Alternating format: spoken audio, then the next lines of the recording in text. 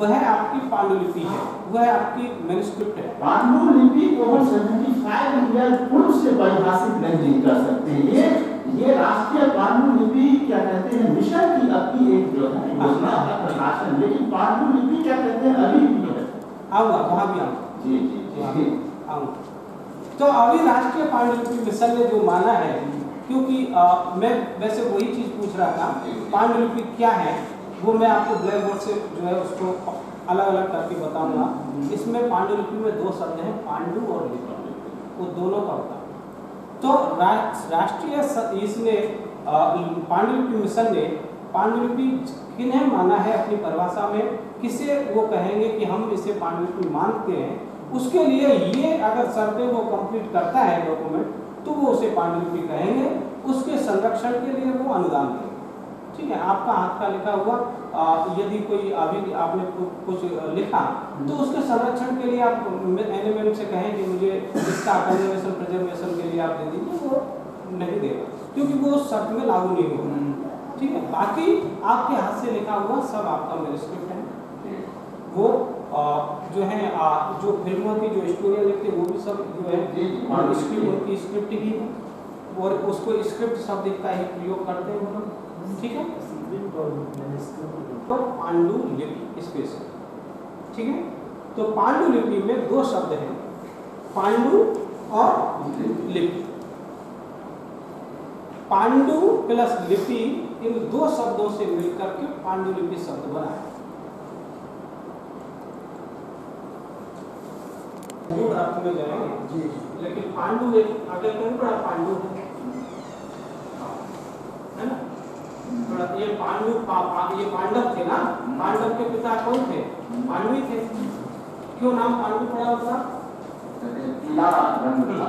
तो पांडु है एक पीला रंग के लिए पांडु शब्द प्रयोग हुआ। ये जो आपका जो ये पट्टा है ये पांडु कलर का है ना। तो अब पांडु पीला लिपि ऐसा अर्थ है। ठीक है, तो पीला और लिपि से क्या संबंध है, कुछ आइडिया लगाइए। पीला और लिपि का संबंध जोड़ करके कैसे पांडुलिपि हो गया, कुछ आइडिया लगाइए। जी तो बताया गया था तो हो या कोई हल्दी ज्यादातर लोग हल्दी का उपयोग करते हैं। आप उसका साइंस किया जी जी जी। तो आपने ताड़पत्र देखे? देखा। तो ताड़पत्र में ऐसा लगता है कि पीला किया हुआ है, वो हल्दी से पीला किया है।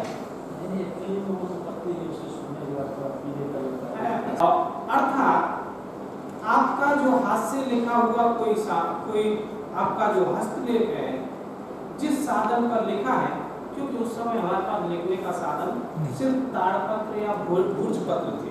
ठीक है, क्योंकि हम तब तक कागज का निर्माण नहीं कर सके, कागज हमारे पास नहीं, या तो पत्थर पे लिखते थे,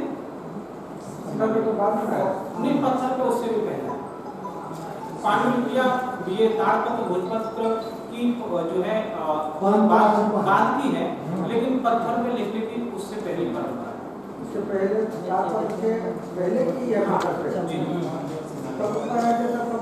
पत्थर का बाद में आज में सब नहीं बोले थे, पत्थर पर भी लिखा जाता था। जो भी है शिलाकृति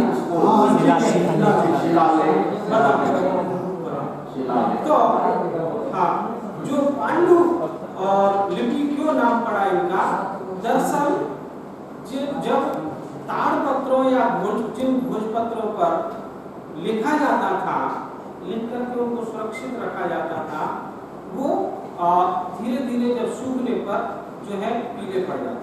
ठीक है, पीले पड़ जाने के कारण आपने जो लिपिबद्ध कुछ किसी साधन में कुछ किया था, वो जो है सूखने पर पीला पड़ गया, तो उसको जो है पांडुलिपि ऐसा एक नामकरण कर दिया। अर्थात किसी पत्र पर लिखा गया, वो पत्र सूख करके पीला पड़ गया, उसको पांडु नाम दे दिया, जो लिखा गया उसको लिपि नाम दे दिया, जो अक्षर थे उसको लिपि नाम दे दिया। एक तो पांडुलिपि इस हिसाब से नाम पढ़ना। दूसरा पांडुलिपि जब संस्कृत में और गूढ़ अर्थ में जाएंगे तो पांडु शब्द भी हाथ के लिए प्रयोग होता है। हाथ के अर्थ में पांडु शब्द प्रयोग हुआ, ठीक है। जैसे पानी शब्द प्रयोग हुआ, बिना पानी धारण सरस्वती जी के लिए प्रयोग हुआ, है ना। तो वो पानी से करके पांडु हुआ और पांडु का अर्थ हाथ निकाला गया और इस अर्थ में आपका अर्थ जो घटन हो जाएगा। पांडुलिपि हाथ से लिखा, ठीक है।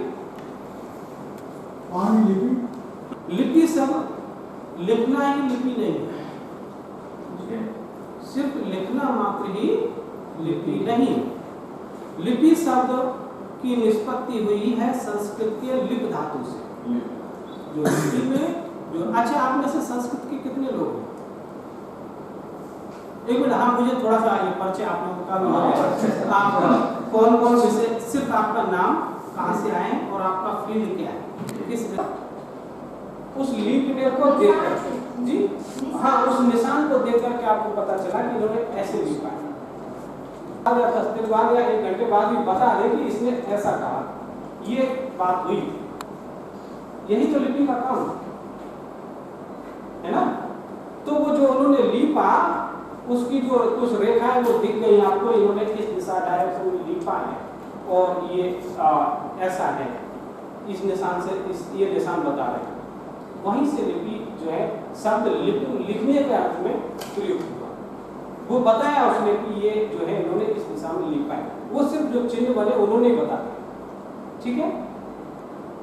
उसके यहाँ आप लोगों के बीच में आ गया तो ग्रंथ एक जगह से दूसरी जगह जाते थे। मैं ग्रंथ लिपि के 2 पांडुलिपि आप लोगों को दे रहा हूँ इसमें, और ये ताड़पत्र पर है।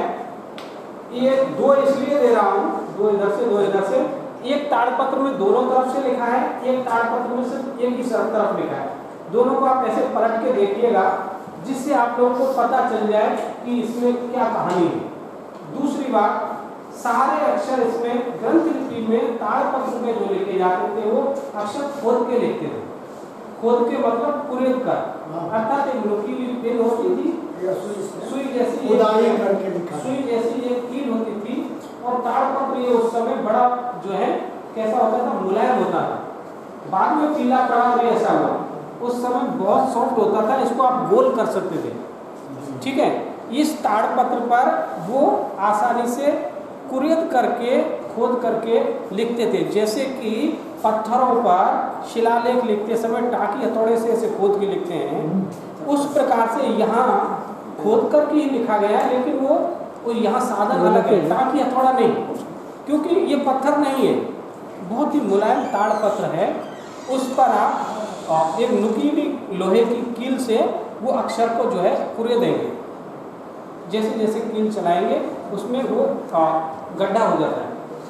बाद में एक स्याही बना करके, सूखी स्याही बना करके उसका रुई या कोई एक कपड़े से वो बनाएंगे, उसमें लेंगे, उसको भिगो करके और इस पे ऐसे लेप देंगे। लेपना शब्द है ना, लिपि, उस अक्षर को लिखा, फिर उसके ऊपर स्याही से उसको लेप दिया, स्याही उसके अंदर चली जाएगी और वो सालों जब तक जो है सैकड़ों वर्षों तक वो स्याही नहीं निकलती है। कभी ये ताड़पत्रों पर लिखे हुए पांडुलिपि की ये विशेषता है, कभी यदि आपको कोई पांडुलिपि मिली और उसके अक्षर नहीं दिखाई दे रहे, तो आप चाहे तो उसके ऊपर फिर से कुछ स्याही जो है पोत दें, सूखी स्याही जो है लगा करके उसको रुई से साफ कर दीजिए, अक्षरों में वो स्याही चली जाएगी, आपके अक्षर। ये कलर फेड भी हो सकते हैं। वैसे स्याही उस जमाने में जो बनाई है नेचुरल स्याही, फूलों से, कुछ गोंद से, कुछ पत्तों से, कुछ वृक्षों की छाल से, कुछ जो है अकीक वगैरह से, जो प्राचीन साधन थे जो कलर बनाते थे, वो आज 500 साल तक भी वैसा ही वैसा कलर है, वो सही नहीं खत्म हुई, नहीं गई है। मतलब इतने वैज्ञानिक थे, उन्होंने नेचुरल जो कलर बनाए। आज हेयर डाई जो है हम लोग करते हैं 1 महीने में खत्म, वो फिर से करना पड़ता है। अभी हमारे पास तो फॉर्मूला आया ही नहीं, जो हमारे पूर्वज आज हमको 1000 साल पहले दे गए। कलर डाई जो बनाने का, अगर वो फॉर्मूला मिल जाए तो आदमी एक बार बार पे आप लगा दीजिए, फिर जाएगा नहीं वो कलर।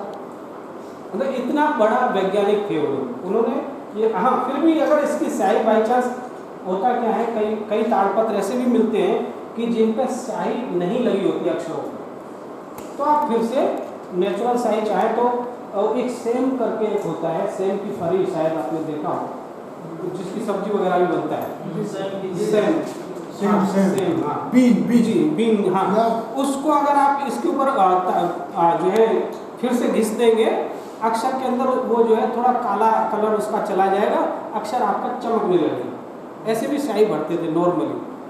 और इस ताड़पत्र पर अगर बहुत धूल मिट्टी हो गया है, आप इसको पानी में धो सकते हैं, फिर से अच्छे से सुखा लीजिए, फिर से यूज कीजिए, एक कलर हम भी बनाए नहीं बिगड़ेगा।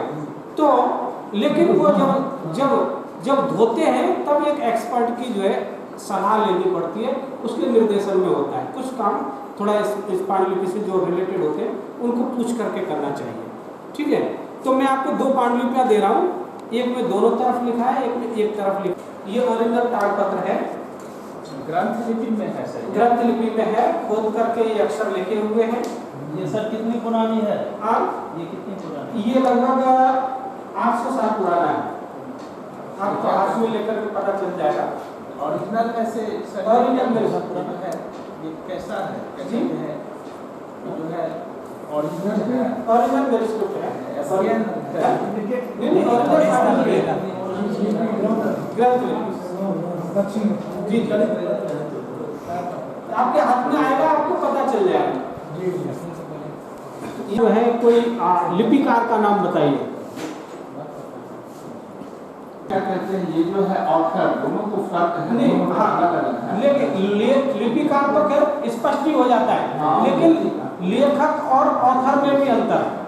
लेखक माने लिपिकार, उस समय जो लिपिक था, जो लहिया था, उसी के लिए लेखक शब्द का प्रयोग पांडुलिपि में हुआ है, ठीक है। और जो मूल ग्रंथ करता है उसके अलावा रचयिता, रचनाकार, ग्रंथकार या कर्ता के रूप में उसका नाम उल्लेख हुआ है। तो मेरी एक शर्त होगी, क्या शर्त उन्होंने लगाई कि आप जो है कहीं बोलते समय रुकेंगे नहीं। आपको जो महाभारत लिखना बड़ा ग्रंथ है, आपको जो, क्योंकि गणेश जी ने कहा मेरे पास बहुत सारे काम है, मैं इसी में अगर लगा रहूँगा तो और काम कैसे करेंगे, मुझे बहुत सारे ग्रंथ लिखने या ये काम, इसलिए जल्दी से जल्दी आपका ग्रंथ पूरा हो। शर्त ये है कि आप कहीं बोलते समय रुकेंगे नहीं, आप बोलते जाइए, मैं जल्दी जल्दी लिखता जाऊँ, भले मुझे 2 हाथ और तीसरा सूंड से भी कलम लेकर के 3 हाथ से लिखना पड़ा। उनके पास 3 हाथ थे, हम 2 हाथ से लिख सकते हैं, 3 हाथ से लिखेंगे और ज़्यादा लिखा जाएगा। तो व्यास जी ने कहा कि ठीक है भाई, आपकी शर्त मंजूर है, लेकिन ग्रंथ लिखने के लिए सोचना तो पड़ेगा। बिना सोचे आप इतना जल्दी रचना कैसे करेंगे श्लोक की। तो उन्होंने गणेश जी को कहा ठीक है, मैं नॉन स्टॉप बोलूँगा, लेकिन और आपका जिम्मेदारी है कि मैं जो बोलूँ उसका अर्थ घटन करके, उसको सोच करके ही आप लिखना। मैं जैसा बोलूँ वैसा ही मत लिख देना, उसका अर्थ कहीं अगर सही नहीं बैठ रहा हो तो आप उसमें संशोधन करना, या आप मुझे बताना यहाँ त्रुटि लग रही है, आप उस तरह विचार करके लिखिएगा। उन्होंने ये शर्त दे दी, गणेश जी का मंजूर है। तो ऐसा करने से दोनों को थोड़ा समय मिल गया, उनको विचार करने का समय मिल गया, उनको लिखने का समय मिल गया। ऐसी कहावत हकीकत क्या है पता नहीं, लेकिन सबसे पुराने गैया तो गणेश जी का नाम जाना जाता है। वो देख लिया आप लोगों ने। और नेशनल मिशन, राष्ट्रीय पांडुलिपि मिशन से हमारे डॉक्टर श्रीधर बराक जी, ये हमारे बीच उपस्थित हैं। और मैं चाहूँगा इनसे, आप कल भी इनसे परिचय प्राप्त कर चुके हैं, तो उद्घाटन सत्र से लेकर और ये बताएंगे। आज का क्लास ले रहे हैं, फर्स्ट क्लास ये लेंगे अभी सेकेंड हाफ में, फिर उसके बाद उत्तर सिंह की। तो स्वागत करते हैं का, अभी उनका स्वागत करें।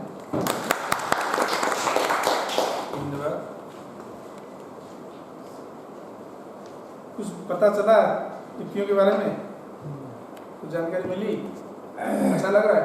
जी सर, ऐसा ठीक है। अभी जो हुआ था ना उसमें दिखाया गया था। 5 भाग में विभक्त करते हैं, 5 भाग में। एक तो है मुद्रा लिपि,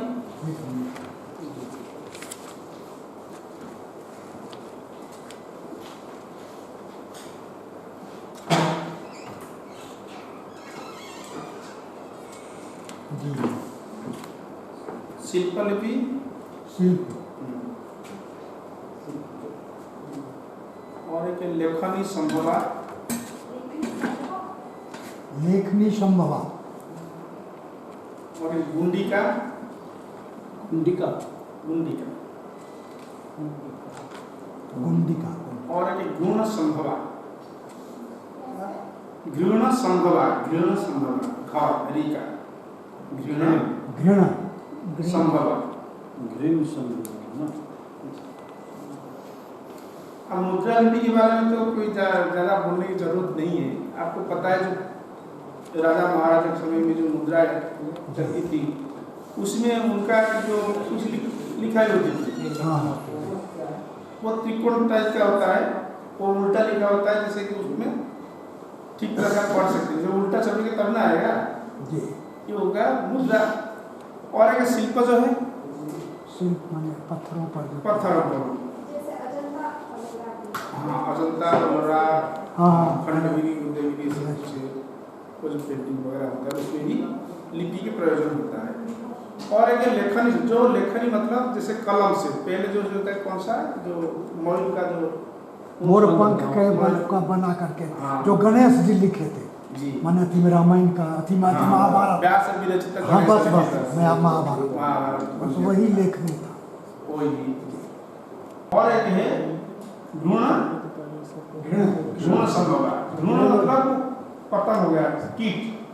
अब ओ यस, पत्र में देखिएगा ऐसे ऐसे कुछ काट देते हैं, वो लिपि आकृत हो जाता है। एक सेकंड, घृण या घुण, घृण, घर में री, घृणा। घृण होता है ना,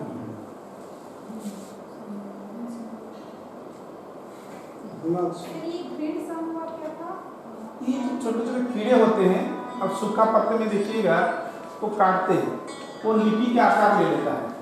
जकरा के घुण ले के लिए, वो कुछ काटते हैं, आपको लास्ट में पता चलता है कि ये एक लिपि है। जी, वो घृण संभाला उसको कहते हैं। उसको लिपि को 5 भेद किया गया है। अच्छा, जिसे शुरू तो ब्राह्मी से हुई है, ब्राह्मी से आगे कौन सी, कुटिला, कुटिल, खरोश जी, हाँ खरोश जी, खरोश जी। और कुटिल भी है, कुटिल और ब्राह्मी उसको कहते हैं। उसको क्या है, ऊपर गोलाकार उसको बनाए ब्राह्मी को। जब ब्राह्मी बने वो कई तरीके से उसको अपने अपने जो क्षेत्र में बनाए। उसको हमारे पास जो है तो एक ही है, और पहले से बनाए ब्राह्मी से सब निकली हुई जितने भी जब लिपियाँ देख रहे हैं, उत्तर से लेकर दक्षिण तक, चाहे ग्रंथ हो गए, चाहे उड़िया हो, बंगाली हो, जो भी हो, सारे उनका जो मूल है वो ब्राह्मी है। ब्राह्मी से आए कुटिल की ओर। कुटिल को क्या होता है ना, उसकी तरह गोलाकार लिखा जाता है। ब्राह्मी क्या है, त्रिकोण और सिर रेखा उसमें नहीं होता है, वो कम होता है, वो त्रिकोण स्टाइल होता है। और उसमें आ गया धीरे धीरे कुटिल ब्राह्मी से आ गया आपका शारदा। वो शारदा पीठ वो कश्मीर में होता है, शारदा पीठ। उनका जो अधिष्ठ, कश्मीर की जो अधिष्ठ देवी है वो शारदा है, माँ शारदा है। उन्हीं के नाम पर वो शारदा मिला, उन लिपि का नामकरण हुआ है, शारदा है। शारदा से फिर आप आगे चलते हैं, वो आ जाता है गुरुमुखी। गुरुमुखी, गुरुमुखी, गुरुमुखी किसकी है, पंजाबी। और शारदा का जो प्रचलन है वो कश्मीर और जो रह गई, जो पाकिस्तान का कुछ बड़ा रह गया, पंजाब में रह गया, सिंध प्रदेश जो है, जो कश्मीर और क्या है पाकिस्तान का जो है वो ही रह गया शारदा का। अभी ग्रंथ चला गया साउथ में, बिल्कुल साउथ में इसे लिखने के लिए वो तालपत्र में लिखते हैं, तालपत्र में लिखते हैं। तालपत्र लिखने के लिए तालपत्र में जो लिखाई होती है, अगर शिरोलेख आप देंगे तो फटेगा। इसलिए अपना वो लिपि को परिवर्तन करते करते वो जाकर ग्रंथ में पहुंचे। आज भी ग्रंथ पर चलते हैं, जिसे आप काल बोला था कि नामकरण जो होता है उसका नाम ग्रंथ लिपि से लिखा जाता है।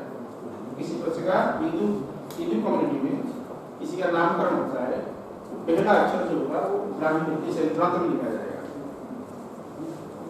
ऐसे शारदा से भी आपका आगे जो फॉरेस्ट जो कुटिल से आगे वो नागर लिपि जिसको हम बोलते हैं ओल्ड नागरी अभी वो आ गया, अभी क्या है ना देवनागरी आ गया। आज की डेट में देवनागरी है, एक्चुअली वो नागरी लिपि है, उसको बोलते हैं नागरी। नागरी लिपि में उत्तर भारत में वो खूब चली, जैसे आपका राजस्थान हो गया और क्या है इधर मध्य प्रदेश हो गया, काशी हो गया, पूरा उत्तर यूपी बिहार में तो आपका वो उस टाइम दबदबा रहा वो मिथिलाक्षर का था और क्या मिथिलाक्षर का था। और मिथिलाक्षर और वो जो बंगाली और आसामी ये एक ही कैटेगरी का होता है, दोनों मिलता है। और आगे चल के फिर वो मलयालम आ गया, फिर वो क्या है तमिल आ गया, कन्नड़ आ गया। कन्नड़ में और एक है मोड़ी, उसको मोड़ी लिपि कहते हैं, मोड़ी यहाँ चला, महाराष्ट्र में चला। महाराष्ट्र में अपना लिपि है नहीं, महाराष्ट्र में अपना लिपि नहीं है।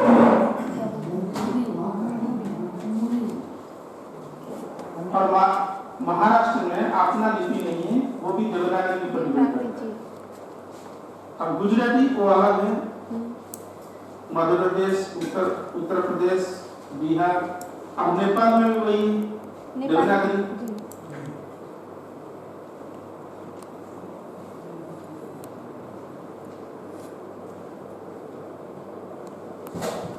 हमारा जो पिक्चर में था, जैसे वो पिक्चर में कॉलोफोन नहीं था, जैसे स्टार्टिंग लाइन और एंडिंग लाइन महास्कृत का। अब स्टार्टिंग और एंडिंग ये भी कंपलसरी है, जो कैटरिंग बनाते हैं अभी जो आज के डेट में बनता है, जो कॉलोफोन और पोस्ट कॉलोफोन और चित्र संख्या। उस टाइम जो हस्तलिखित जो प्राप्त होती है तो जो सरस्वती महोदय में, उसमें जो वो इतना ही मिलता है। और वो भी गंगानाथ झा जी ने पहले उनको स्वीकार किए थे, रविंद्र आचार्य जी थे वो पहले बनाए थे, 70 उस सेंचुरी में वो बनाए थे। वो जो पुणे में हुआ था कन्वर्शन हुआ था, उसमें वो डिक्लाइन किए थे। उसके बाद एशिया सोसाइटी बना कहाँ, कलकत्ता और बॉम्बे और जियो में, ऐसे ओरिएंटल रिसर्च लाइब्रेरी मैसूर है और एक है वहाँ पर आंध्रा में है GOML government oriental, GOML government oriental research institute, SB university अंदर है। वो भी सब ब्रिटिश ने बहुत जैसे संस्था है मानसिक लोग ने बहुत बनाए और खास करके मैं समझता हूँ उन्होंने बहुत काम किया। दे तो गए पर बहुत काम किया उन्होंने। राम को जो दिशा दिखाए, जो कैटरिंग का जो दिशा दिखाए वही दिखाए। पहले आप कैटरिंग समझते हैं कि क्या है, उसे बांध के रखा हुआ। प्रकार से प्राचीन लिपियों के नाम कौन कौन सी प्राचीन लिपियाँ हैं और उसके बाद पाली प्राकृत और प्राकृत के कुछ भेद, अब वंश और श्रेणी, मानवी, चूनी, पैसाची, ये जो लोग उसके भेद थे उस सब पर चर्चा किया। और कुछ ज्यादा हंसते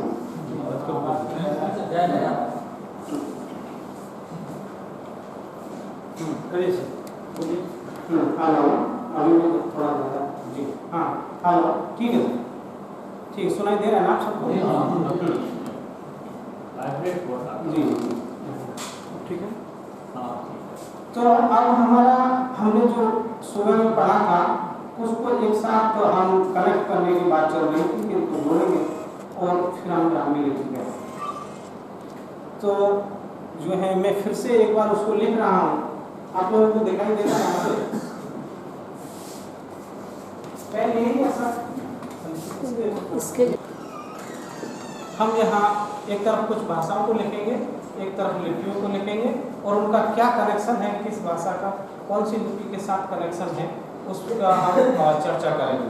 तो आपने कहा कि सबसे प्राचीन, हमने जब भाषाएं पूछा तो हमने सबसे पहले संस्कृत नाम लिखाया, हम संस्कृत लिख लेते हैं। उसके बाद बोलते जाइए आप लोग प्राकृत, ठीक है, पाली प्राकृत दोनों एक ही समय के हैं, ईसा पूर्व 6वीं शताब्दी। ठीक है, वैसे प्राकृत का थोड़ा अगर और जाए तो पाली से थोड़ा सा पूर्व का जा सकते हैं, क्योंकि प्राकृत जो है जैनों की भाषा है और जैन तीर्थंकरों से ये जो है भाषा का चलन है। और तीर्थंकर परंपरा को देखें तो जब आदिनाथ के पास की परंपरा में जाते हैं तो आदिनाथ जो है भगवान बुद्ध से बहुत पहले हुए, जो प्रथम तीर्थंकर थे। और भगवान बुद्ध हुए हैं भगवान महावीर के समय में। भगवान महावीर 24वें तीर्थंकर थे, 24वें तीर्थंकर थे। उस हिसाब से हम थोड़ा सा प्राकृत को और ऊपर जो है पाली से ऊपर लिख सकते हैं। ठीक है, पाली और उसके बाद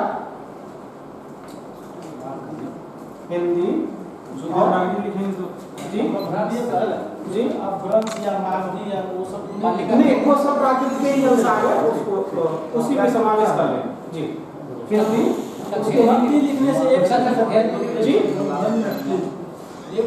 हिंदी जब आप लिख रहे होते हैं तो वहाँ पर नव भारतीय भाषाएं लिखते हैं, मैथिली, अंगिका, मगही, हाँ मैथिल और की मात्रा दीजिए, मैथिली मगही, अंगिका, जी उनको इसी मैथिली ग्रुप में ही रख हिंदी में ही वो सब जी बिहार की जितनी भाषा है मैथिली ग्रुप में।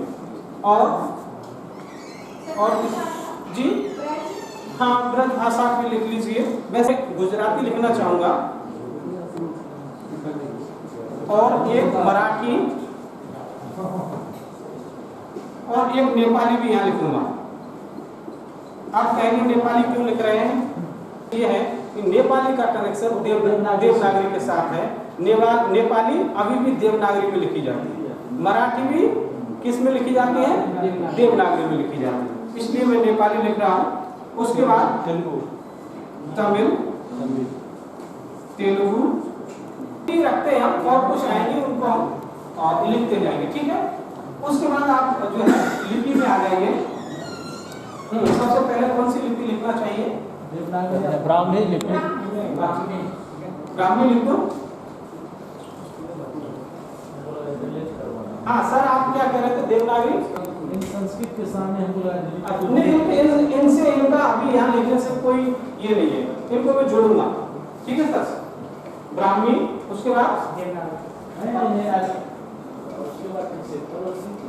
खरोष्ठी, ये दोनों एक समय की है, लगभग दोनों बहनें हैं।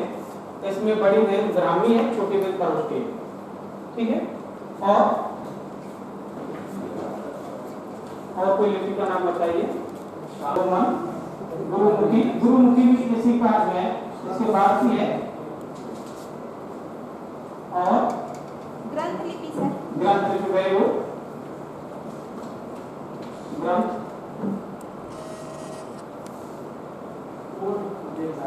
हाँ, प्राचीन देवनागरी, या तो उसको प्राचीन नागरी भी नाम बोलते हैं, है ना? सर वो तो समाहित हो जाएगी ब्राह्मी में ही ना, ब्राह्मणी के समावेश नहीं होगा, दोनों का अक्षरों का बिल्कुल मेल ही नहीं है। वैसे ब्राह्मी शब्द भी मार उसमें अंश मिलेंगे, बताऊंगा। ब्राह्मी से वो अक्षर कैसे नागरी में आया ये भी बताऊंगा। हाँ, और ये जो तमिल, तेलुगु, मलयालम है, ये भी इधर इनकी भी अपनी अपनी लिपियां हैं। प्राकृत, पाली, हिंदी, इन सभी की अपनी कोई लिपि नहीं है। ठीक है, ये डिपेंडेंट है किस पे? अन्य अन्य लिपियों पर, विशेष रूप से देवनागरी में अच्छे से लिखी जा सकती है। ठीक है, उसके बाद मैथिली, मैथिली भाषा भी है और लिपि भी है, ये इसकी एक विशेषता। मैथिल कहिए, मिथिलाक्षर कहिए या तिरहुता कहिए, है ना? तिरहुता और मैथिल या मिथिलाक्षर। ठीक है,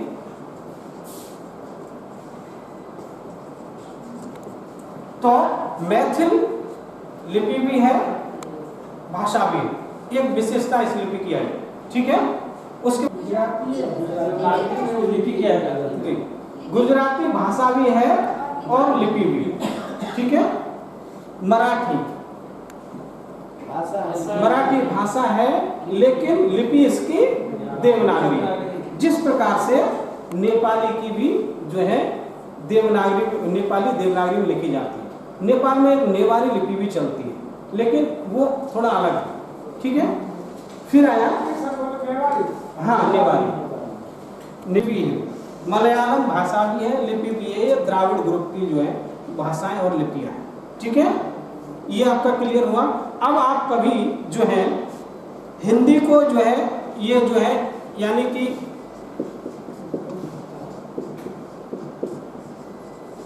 ये लिखा मैं जाता हूं, ये कौन सी लिपि में लिखा है तो आप कहेंगे देवनागरी में नागरी है।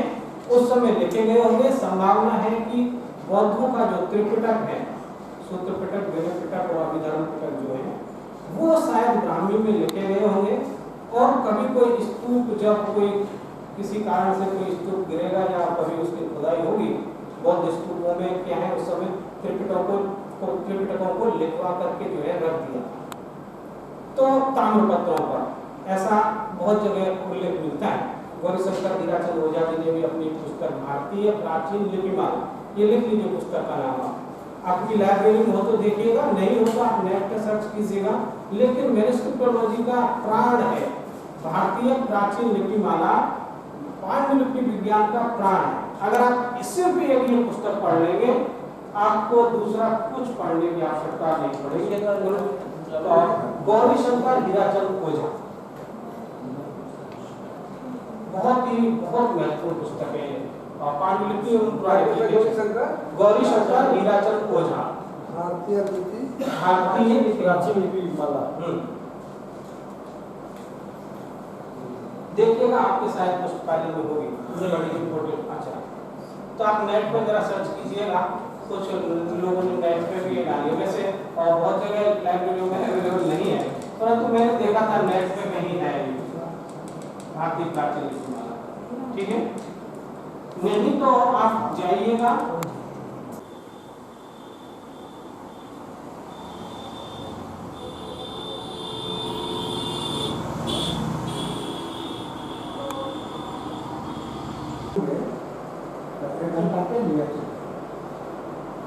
लो सब 2 बजे के बाद आए बजे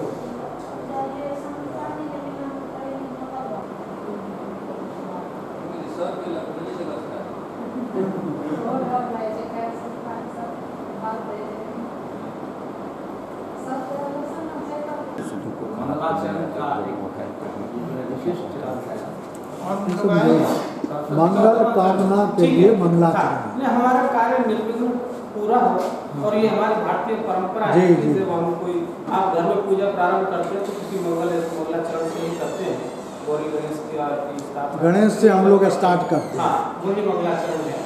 हाँ, तो ये दरअसल संस्कृत वाली लोग की ज़्यादा परंपरा है।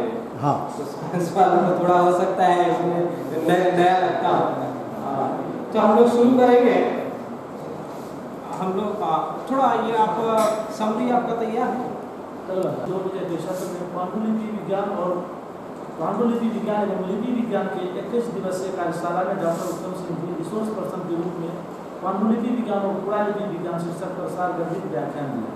उन्होंने सर्वप्रथम लिपि किसे कहते हैं तो व्याख्यायित करते हुए कहा कि ऐसा हस्तलिखित दस्तावेज जो 75 वर्ष पुराना हो और जिसका दार्शनिक, सामाजिक एवं वैज्ञानिक महत्व हो, ऐसा उन्होंने NNM के आधार पर कहा। उन्होंने पांडुलिपि शब्द को व्याख्यायित करते हुए कहा कि पांडुलिपि 2 शब्दों के योग से बना है, पांडु और लिपि। पांडु शब्द का अर्थ होता है पूजारंभ एवं हाथ। पांडु उसका जो है शब्दक्रम जो कैसे विकास क्रम में आया, कैसे अभी जो है पांडु पानी हाथ। लिपि लिप धातु से आया है, इसका अर्थ है लिपना एवं लेपन। दूसरे शब्दों में आंगन का लिपना या दीवारों पर लेपन के माध्यम से संकेत देना ही लिपि। उन्होंने पूरा लिपि को भी वैज्ञानिक रूप से अर्थ करते हुए कहा कि पूरा और एवं लिपि, पूरा का अर्थ होता है पौराणिक, प्राचीन, प्राक, पाक अर्थात प्राचीन लिपि। भारत के अन्य प्रांत और स्वीकृत करते हैं। अभी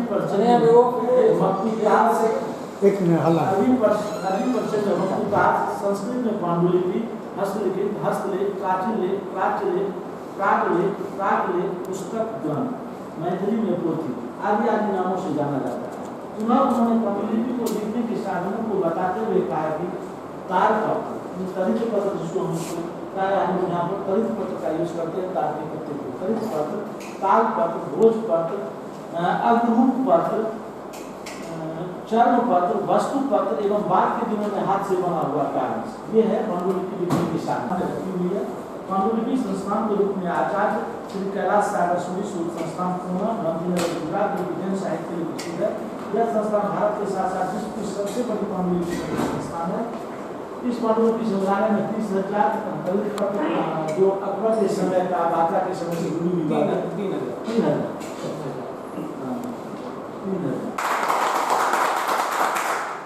देखिए आपके एक और से कितनी जो है आवाज आई। बैठिए और ऐसे में सब आइए नेक्स्ट। आगे की आप आप करते नहीं चाची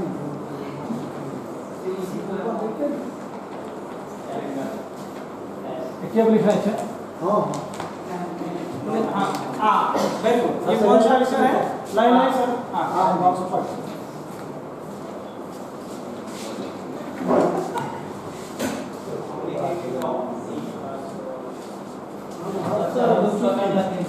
इसलिए देखिए मैं यही चाहता हूँ लिखने वालों की जो है ऐसे लाइन लगी हो, एक के बाद एक आप लोग जो है आकर के बोर्ड पे पूरा ये वर्कशॉप का मतलब ये है।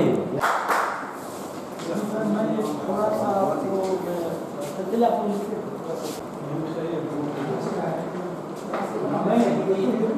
लिखा है गड़बड़ा दो पहुंच गया। दुर्गु हाँ पहले ऐसे होना सीरियल, कोई भी चीज सीरियल से होता है।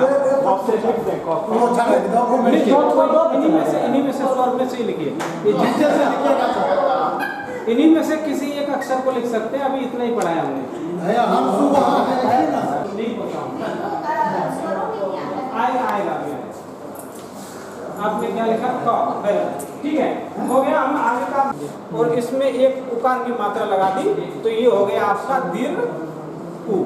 ठीक है, ऐसे करके आप अपना काम चलाने लायक जो है दीर्घ उकार लिख सकते हैं। ठीक है, उसके बाद ये हमारा नहीं हुआ था ना। हाँ, उसी समय लाइट चली गई थी। तो ये जो है ऐसा ट्रायंगल है ऐसा।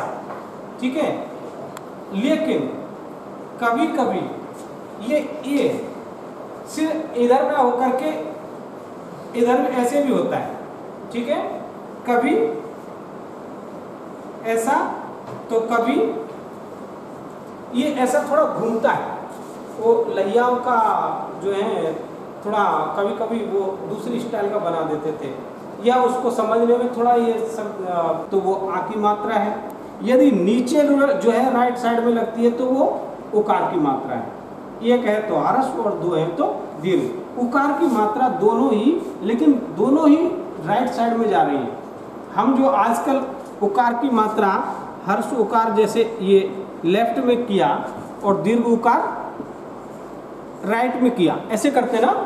लेकिन ब्राह्मी में दोनों ही उ की मात्राएं ह्रस्व उकार दीर्घ उकार दोनों ही ये जो है राइट में ही जाना है। देखिए ये क बनाया, ये ह्रस्व उकार कु। ठीक है, और ये एक और लाइन खींच दिया तो कु दीर्घ उकार।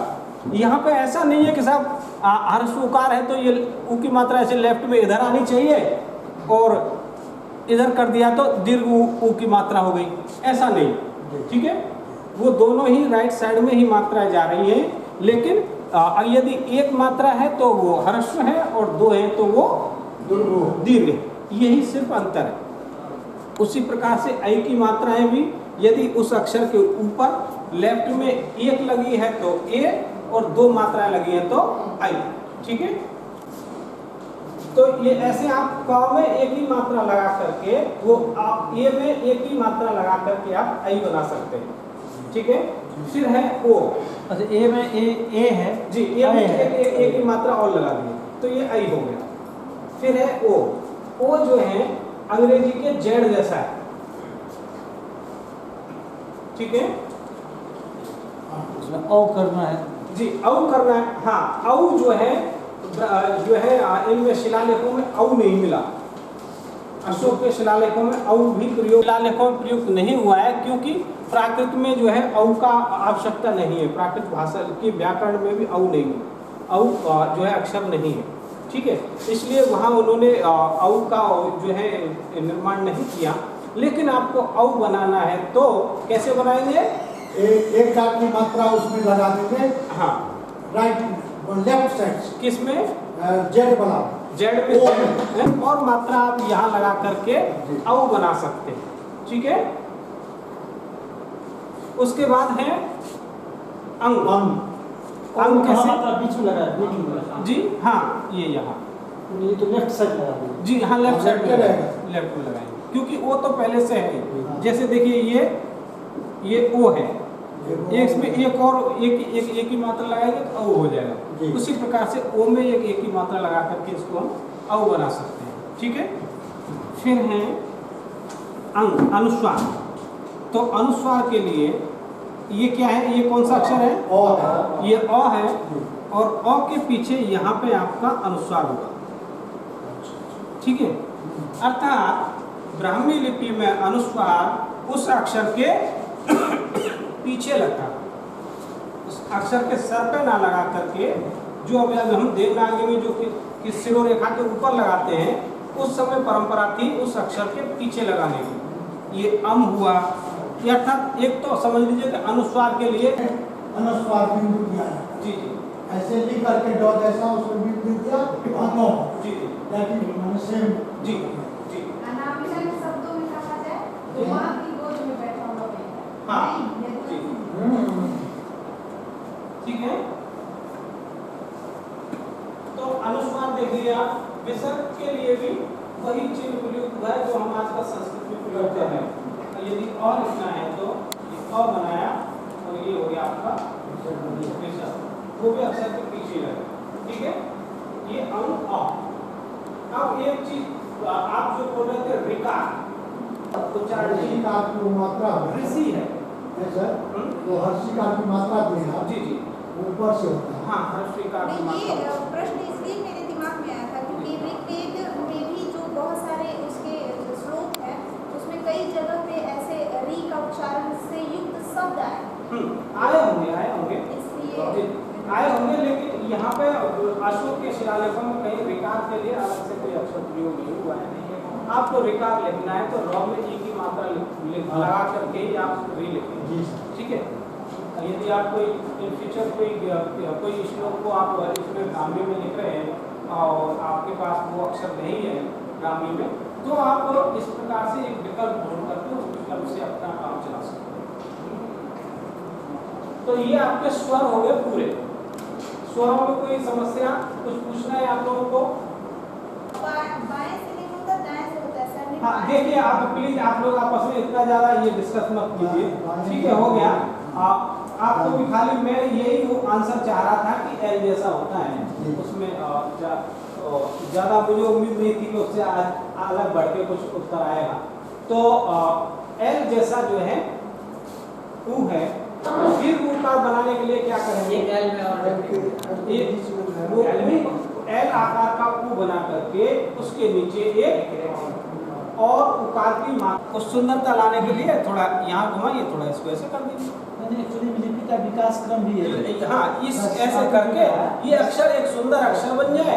ब्राह्मी वाले को ही थोड़ा सा स्वरूप चेंज करके सुंदर बना करके उसको अपने नागरिक का बना दिया। तो देखा, अब आप कह सकते हैं कि ब्राह्मी जो है भारत की अन्य लिपियों की जननी है। इस ब्राह्मी के क से ही ये हमारे नागरिक का क निकला है। ऐसे और भी कई अक्षर हैं जो हूबहू सेम ब्राह्मी से निकले हैं। तो ये हो गया आपका क। फिर है ख। जो ख है वो एक तो ऐसा है, ठीक है, और एक ऐसा ऐसा, ये ऐसा क्वेश्चन मार्क आकार का जैसा है, प्रश्नवाचक चिन्ह जैसा, ठीक है। जी हाँ, आपको जो असंज्ञा देना हो दे सकते हैं। अर्थात ऐसा आपका ख है, ठीक है। उसके बाद अब इस ख को भी आप जो है मॉडर्न नागरिक का ख में कन्वर्ट कर सकते हैं। मॉडर्न नागरिक का ख कैसा है, ये हिस्सा है ना अपने ख में, ये रहा, यहाँ पे ये हिस्सा है ना, इस हिस्सा को यहाँ ले लिया, ये जो यहाँ बिंदी था उसको यहाँ ले लिया। शुरू रेखा हमारी मॉडर्न नागरिक की जो है विशेषता है, शुरू रेखा लगा दिया, हो गया ख। उसके बाद ग, ग कैसा है उसमें, ग जो है ये हो गया आपका ग। ये ग को भी आप मॉडर्न नागरिक का ग बना सकते हैं। कैसे, ये आपका ब्राह्मी का ग है ना, इस पर शुरू रेखा खींच दीजिए,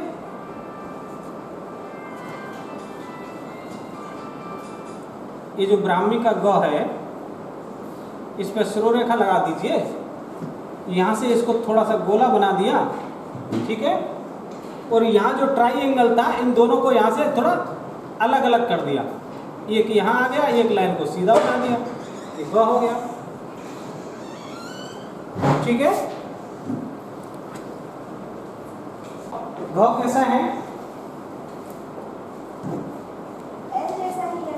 हाँ थोड़ा ऐसा, हाँ, और उसमें और भी कुछ है, हाँ, बीच में है। ये हो गया आपका घ, ठीक है जी।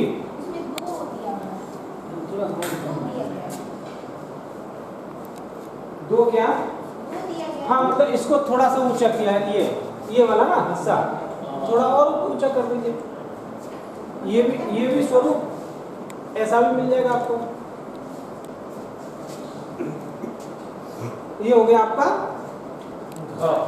घ हिस्सा है, ऐसा है ना, एक हिस्सा ये है, ठीक है, इसको थोड़ा और घुमा दो, फिर ये दूसरा जो हिस्सा था इसको भी थोड़ा ऊपर ले जाइए, शिरो रेखा लगाइए, ठीक है, और इसको थोड़ा ऐसे कर दीजिए, आगे चल के ये और घुमा थोड़ा, ऐसा हो गया, ऐसा हो गया, ऐसा ही ना, ठीक है। तो इस प्रकार से ये हो गया आपका छ, ये आपका छ, ठीक है। यानी कक्षा लिखने के लिए आप पहले क लिखेंगे, ये क हो गया, उसके बाद मूर्धन्य ष बनाने के लिए क्या करेंगे, फिर से क लिखेंगे, उसके नीचे ष बना देंगे, और उसके ऊपर ये हो गया आपका कक्षा, ठीक है। तो ये आपने जो है छ देख लिया। उसके बाद क्या है, त्र, त्र कैसे बनता है, त्र में कौन से अक्षर है, त प्लस र, ये आपका त प्लस र इज इक्वल टू, वो क्या कहते हैं, शाखा जैसे उल्टा हुआ है। सर त का वर्तमान भी रुपए थोड़ा सा अंदर है, ये त हो गया, ठीक है, और र कैसा है,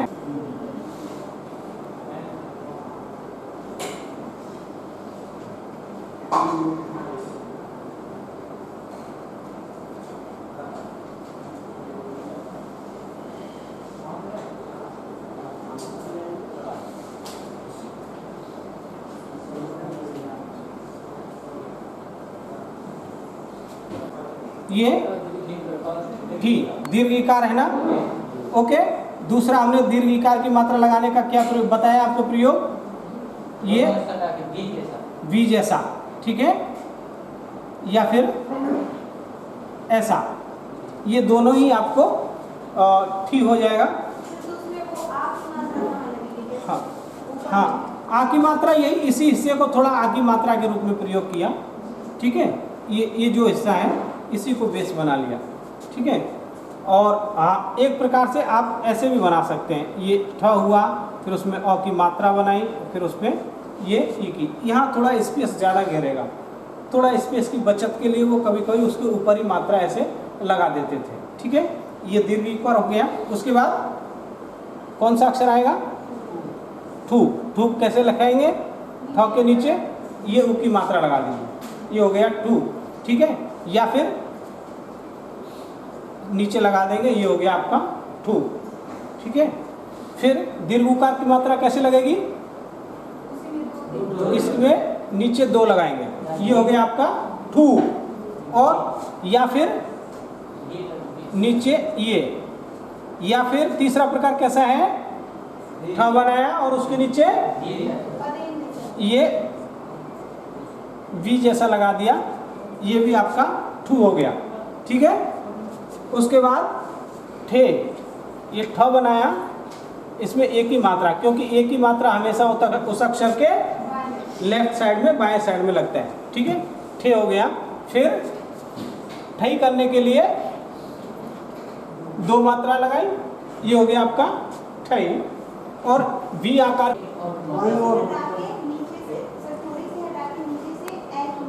किस साइड में? लेफ्ट साइड में एक ही मात्रा लगा देंगे, तो ये हो गया आपका ठो। और इसको ठो करने के लिए क्या करेंगे? पहले ठ बनाया, उसके बाद एक आ की मात्रा लगा दी, लेफ्ट में एक ही मात्रा लगा दी, फिर लेफ्ट में एक और एक ही मात्रा लगा दी, ये हो गया आपका हाँ हाँ इतना ऐसे में, इतना में ठीक है। नहीं उससे तो थोड़ा अलग है।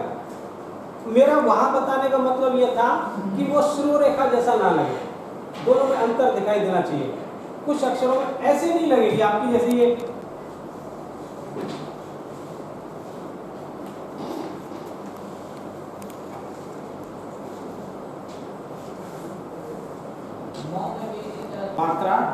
मात्रा लगाने की प्रक्रिया ये लोग हम सीख चुके हैं।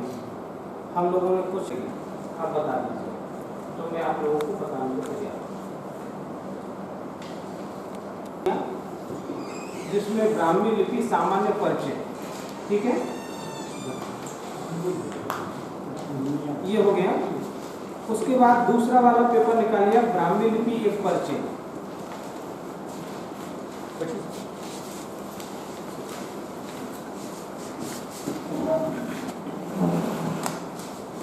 इसमें एक बार फिर से आप जो है उन अक्षरों का अवलोकन कर लीजिए जिनको हमने पढ़ा है।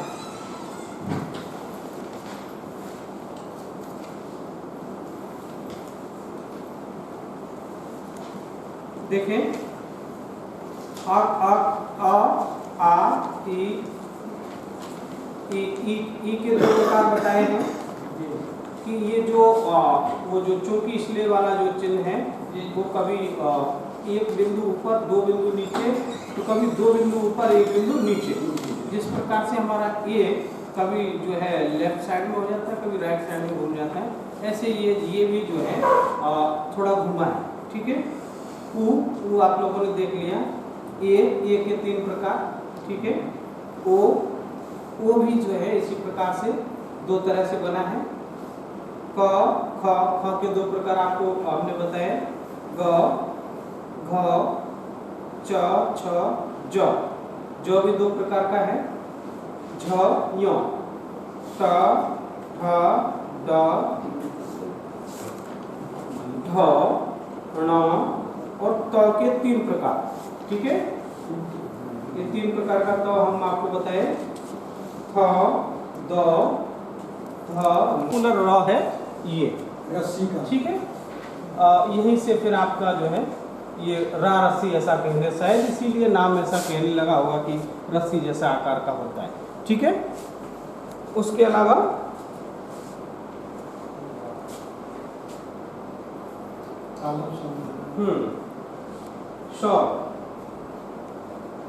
सौ के दोनों प्रकार देखें, और उसके बाद मूर्धन्य श और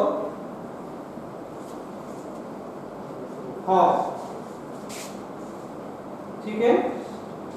ह में भी मैंने आपको एक प्रकार ये बताया था कि ये ह है ना, एक सकता है, ठीक है। यदि ह में उ की मात्रा ऐसा ह होगा और उसमें ऊ की मात्रा लगी होगी तो कैसे होगा, कैसे लगाएंगे, यहाँ से, ये क्या हुआ, हु। और यदि दीर्घ उकार करना है तो ये और यहीं पे लगाएंगे, ठीक है। हाँ, तो इससे आपको पकड़ में आ जाएगा कि ये मात्रा तो यहाँ, उकार की मात्रा तो यहाँ लगी है, इसका मतलब ये और कोई भी जो ये हिस्सा है वही लिखना चाहे जी, है लिखना चाहे तो हया ऐकार है ऐकार है। आप ऐसा लिखना चाहते हैं, ऐसा है ना। हाँ, सबसे पहले क्या लिखेंगे हम, ह, ये आपका ह हो गया, ठीक है। इधर लगा देंगे तो है ऐ का मात्रा। किधर, किस कौन सी साइड में, हाँ ऐसे बोलिए, लेफ्ट साइड में ये क्या हुआ, वो तो केवल ये हुआ, अब है हुआ और अनुस्वार लगाया, ये आपका आ गया है। नीचे ना सर थोड़ा सा लगाएंगे इधर वाले में, क्या अनुस्वार को, नहीं नीचे थोड़ा सा थोड़ा सा नीचे में आएगा, ए की मात्रा को, हाँ हल्का हाँ नीचे, नहीं हल्का नीचे अगर ना लगा करके आप ऊपर से भी लगा, यहाँ से भी लगाना चाहेंगे लगा देंगे, लेकिन मैंने जो बताया आपको, यदि इसमें आ की मात्रा भी लगी हो तब आपको इसको बिल्कुल नीचे ही थोड़ा लगाना पड़ेगा। यदि यहाँ आ की मात्रा भी लगा रहे हैं तो फिर आपको ये भ्रम कर देगा। आप ए की मात्रा ये लगाइए और फिर ये क्या हो गया, क्या लिखा है, हो गया वो और ये है ऐसा औ की मात्रा होगी, ठीक है। स्पष्ट हो गया आपका सब, हो गया। उसके बाद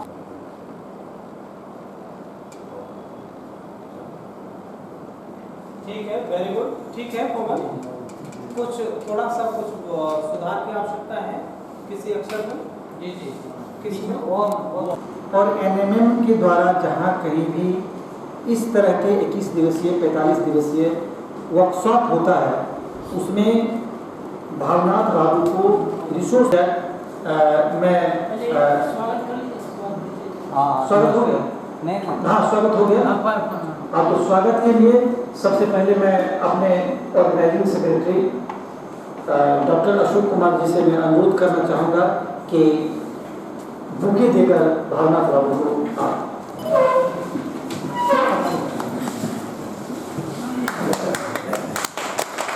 यहाँ तक हाथ पीछे कीजिए, हाथ पीछे कीजिए।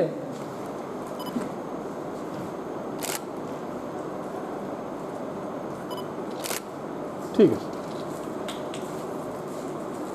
और चादर जो हमारा मिथिलांचल का की संस्कृति है कि हम चादर दे के सम्मानित करते हैं अपने अतिथियों को। मिथिलांचल के साथ साथ हमारे विश्वविद्यालय का जी प्रतीक चिन्ह है।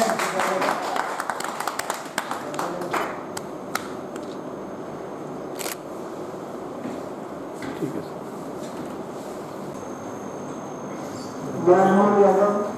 संस्कृत विभाग से चुनाव मैं मोहम्मद आवाना नालंदा महाविद्यालय डीम्ड यूनिवर्सिटी में मनुष्य सर्वेयर हूँ।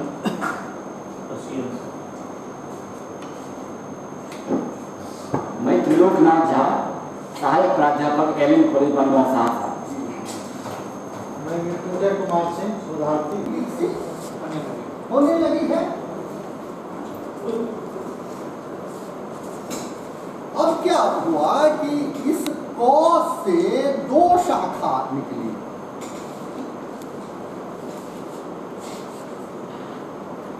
छठी शताब्दी की ब्राह्मी 2 रूपों में लिखी जाने लगी। एक में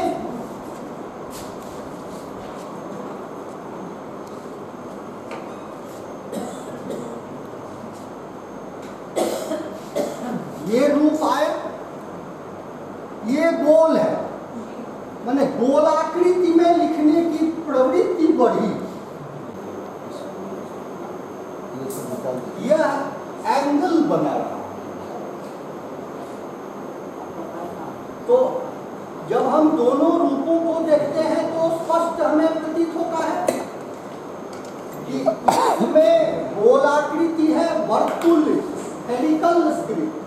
इसे अंग्रेजी में हम कहते हैं spherical type of Brahmi. Sir का ही नाम से बना हुआ है, सर के नाम से। और ये एंगुलर टाइप ऑफ ब्राह्मी, इसको हम एंगुलर कहेंगे।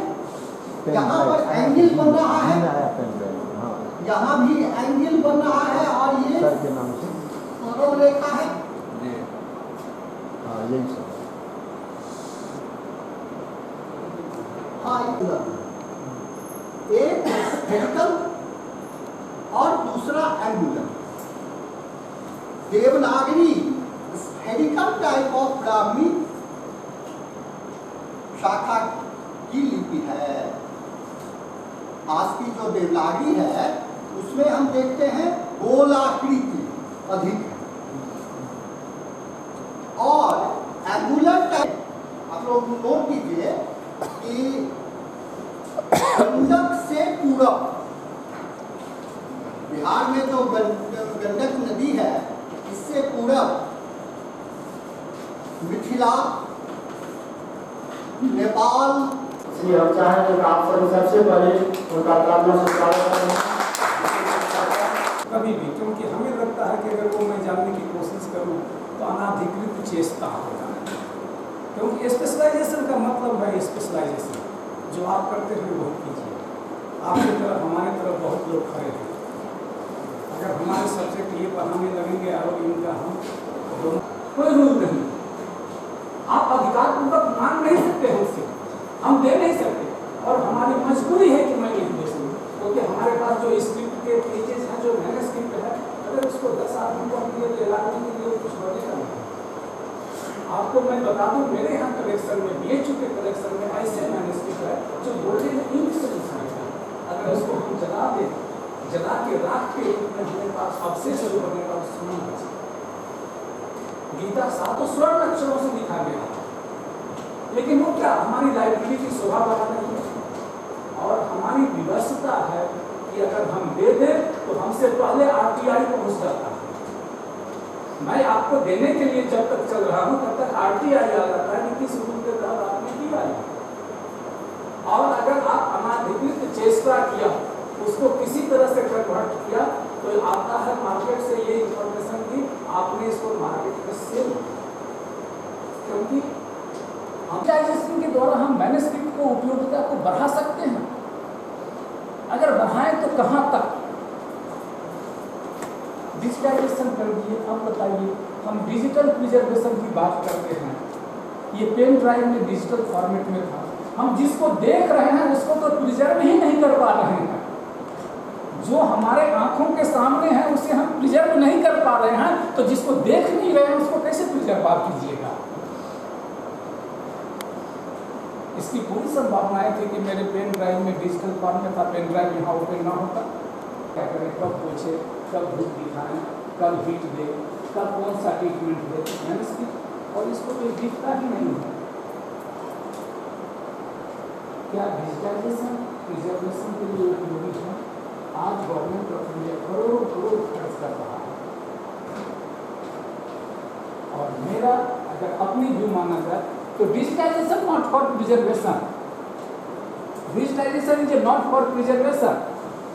डिजिटाइजेशन हम क्यों करें? Digitisation only for access, access cum preservation. अगर उसको हम एक्सेस देना है तो डिजिटाइजेशन के अलावा कोई दूसरा रास्ता नहीं है। एक मैन्युस्क्रिप्ट है, उसको 10 यूजर पढ़ के आते हैं, 10 यूजर को अगर आप दे रहे हैं तो 10 बार यूज हुआ, और वो यूजर जो है वो भूखा लिटरेचर है, उसका भूखा है। अगर उसकी बस की बात चले तो पूरा पछोड़ के वो अपने दिमाग में रख लेगा, क्योंकि मैन्युस्क्रिप्ट का यूजर जो होता है वो यूजर काफी जागरूक होता है और काफी देर स्टडी जो जाता है वो जाता है, वो पढ़ने आता है। अगर रियल तो आपके पास बचेगा। और अगर हम डिजिटाइजेशन करें तो एक बार ही वो मैन्युस्क्रिप्ट डैमेज होगा, उसके बाद वो डैमेज नहीं, उसके बाद वो मैन्युस्क्रिप्ट डैमेज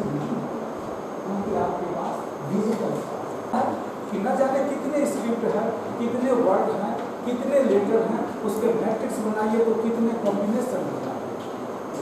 कंप्यूटर में इंफॉर्मेशन इसीलिए रिट्रीव होता है कि सिर्फ उसको जीरो दो में ही माइनस और प्लस, इसलिए वो फास्ट काम करता है। रिजर्वेशन का मतलब ये नहीं होता है कि उसको बंद आदमी ज़्यादा बंद कर दीजिए और रखिए और उसको अगरबत्ती धूप दिखाइए पूजा कीजिए। रिजर्वेशन तो कहता है कि उसको एक्सेस कीजिए तभी तो रिजर्वेशन। अगर एक्सेस चाहे फिजिकल फॉर्म में हो या कंप्यूटर फॉर्म में, अगर एक्सेस नहीं कीजिएगा आप अलमीरा में बंद मैन्युस्क्रिप्ट है उसको फिजिकल फॉर्म में प्रिजर्व करना ज़्यादा अच्छा है, लेकिन डिजिटल फॉर्म में प्रिजर्वेशन कम एक्सेसिबिलिटी बढ़ती है। इसके लिए material accessible to the world. अगर प्रिजर्वेशन एक जैसे आप लोग न्यूज़पेपर में तुरंत व्हाट्सअप किए नहीं तब तक हमारे पास और झाजी के पास सबके पास पहुंच जाता है पूरे वर्ल्ड में कहीं भी एक्सेस के लिए, लेकिन वही अगर ट्रेडिशनल सिस्टम में जाए तो ये संभव नहीं है इतनी अच्छी और इतनी fast. More use of material, जो मटेरियल है वो ज़्यादा यूजफुल हो जाएगा क्योंकि उसमें बहुत सारे सॉफ्टवेयर ऐसे हैं जो रियल टाइम इंफॉर्मेशन रिट्रीवल भी करता है। Meta data record, Meta data जो है ये रिकॉर्ड उस मैन्युस्क्रिप्ट में क्या है, किसी भी मैन्युस्क्रिप्ट में क्या है ये हम नहीं, मतलब उस मैन्युस्क्रिप्ट के बारे में क्या क्या है, उसका ऑथर क्या है, टाइटल क्या है न जाने। आज 16 फील्ड है उसमें 14 का है, जरूरी नहीं है कि सारे फील्ड हो, जितने फील्ड मिले उतने हम दे सकते हैं उसमें, और जो वो स्क्रिप्ट के जानकार हैं वो इसको यूज करते हैं। तो यहाँ मेटा डाटा जैसे अगर आपको एक डॉक्यूमेंट है उसकी डॉक्यूमेंट का टाइटल लीलावती है तो मैन्युस्क्रिप्ट जैसे अगर हमने स्क्रिप्ट किया और उसको डाल दिया लीलावती, तो लीलावती जान के सब लोग क्या जानेंगे कि ये नॉवेल है। लेकिन अगर हम मेटा डाटा क्रिएट करेंगे तो उसमें हम डालेंगे सब्जेक्ट, और ये डिफरेंट इंडेक्सिंग सिस्टम के द्वारा यूज होता है। जो मेटा डाटा होता है और जो हम डिजिटल करते हैं कहे कि ये सिर्फ 0 और 1 में कन्वर्ट होता है, ये किसी भी दूसरे इंडेक्सिंग सिस्टम में एक बार अगर डिजिटल आप कर लेंगे तो किसी भी सिस्टम में आप कहीं भी यूज कर सकते हैं। डिजिटाइजेशन कॉन्सेप्ट, डिजिटाइजेशन क्या होता है, सिर्फ इसका सिंपल सा आप लोगों को जानना है, एंग्लो टू डिजिटल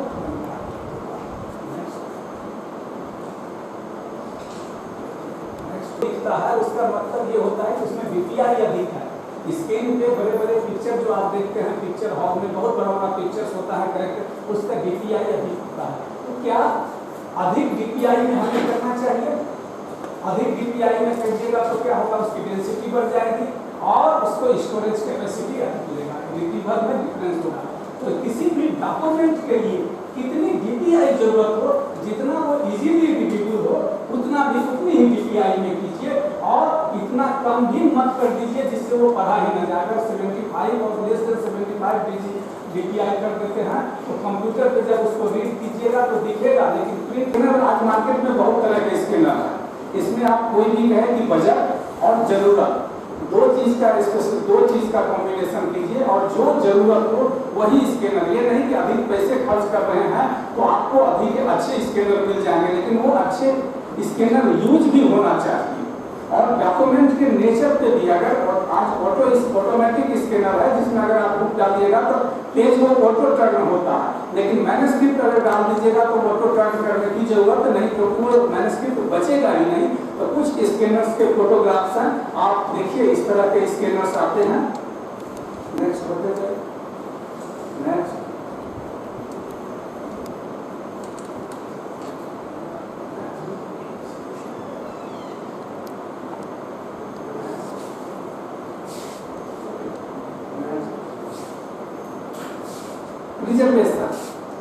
रिजर्वेशन क्या है, जो डिजिटल देखिए डिजिटल रिजर्वेशन में दो तरह के डिजिटल इंफॉर्मेशन हमारे पास होते हैं। बायबॉर्न डिजिटल, जो बायबॉर्न डिजिटल होते हैं उसके रिजर्वेशन में उतनी प्रॉब्लम नहीं होती है जो डिजिटल टूल्स और टेक्नोलॉजी टेक्निक्स की जरूरत पड़ती है। देखिए मैनेजमेंट फंक्शंस क्या है, जो प्रिजर्वेशन है ये objective of ensure that information service is used for the long as it is wanted, मतलब कि जब भी जरूरत हो लॉन्ग टाइम में। क्या कहा हमने कि शॉर्ट प्रिजर्वेशन में इसकी जरूरत शॉर्ट टर्म के लिए अगर आपको रखना है तो प्रिजर्वेशन की उतनी प्रॉब्लम नहीं होती है जितनी कि लॉन्ग टर्म के लिए इंफॉर्मेशन रखने के लिए, किसी चीज की ड्यूरेबिलिटी बढ़ाने के लिए, लॉन्ग टर्म के रखने के लिए हमें प्रिजर्वेशन की जरूरत पड़ती है। Next, digital information technical problem. अब देखिए इसमें technical problem should continue as access more than, इसको जितने भी डिजिटल और डिजिटाइजेशन करते समय हमें ये भी ध्यान रखना चाहिए कि डिफरेंस प्लेटफॉर्म पे उसकी एक्सेसिबिलिटी।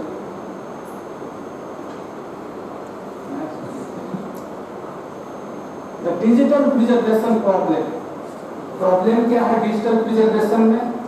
आप जिस टूल्स पे, जिस स्टोरेज मीडिया में आज प्रिजर्व कर रहे हैं, कल वो मीडिया नहीं होगा। आप लोग सभी लोग जो फ्लॉपी यूज करते थे पहले, पतली सी फ्लॉपी लंबी सी फ्लॉपी होता था, अगर आप उसमें प्रिजर्व कर लिए होते और वो इंफॉर्मेशन उसी फ्लॉपी में रहता तो आज मार्केट में कोई भी कंप्यूटर अवेलेबल नहीं है जो मैं अपने organizing secretary doctor Ashok Kumar ji से मैं अनुरोध करूंगा कि एनएमएम के डायरेक्टर साहब को बुके देकर सम्मानित करने की बात करें।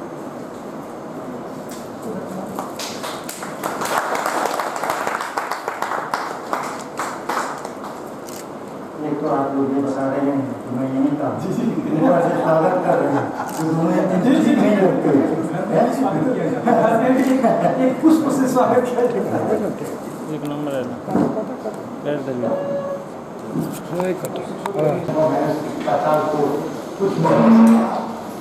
कुछ महीने से मेरे पास है, लेकिन मैं इंदिरा गांधी राष्ट्रीय कला में लगभग 2 वर्ष से और जिस डिवीज़न को मैं हेड कर रहा हूँ वो कल्चरल इंफॉर्मेटिक्स है।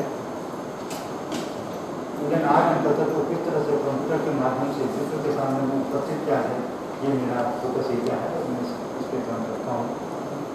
डीके सिंह जी ने मेरे परिचय में जो कुछ भी बताया, बेसिकली वो ज़्यादा चीज़ उसमें मेरा फेल्योर है और उसी से मैं सीख पाया हूँ। सक्सेस उसमें कुछ है जिसका मैं आप लोगों के साथ शेयर करूँगा। मैं चाहता हूँ कि अगर आप लोगों का भी परिचय हो जाए। अशोक कुमार इस वर्कशॉप मैं पृथ्वीराज यूनिवर्सिटी सेंट्रल लाइब्रेरी में हूँ और मैं इस कार्यशाला के लिए मैनेजर और पार्टिसिपेट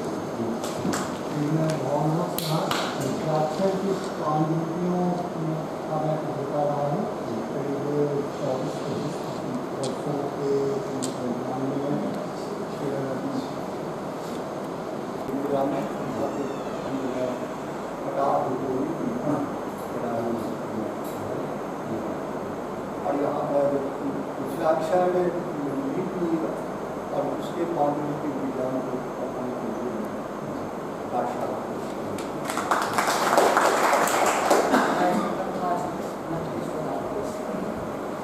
मेरा रिचार्ज नतीश होगा कुमारेश्वर जब सागर माइक कौन कर रही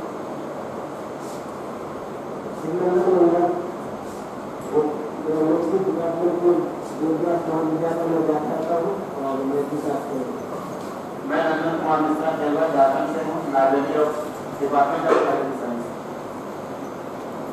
मैं डिपार्टमेंट पीजी की post graduate diploma computer application से, इसके बाद लाइब्रेरी साइंस।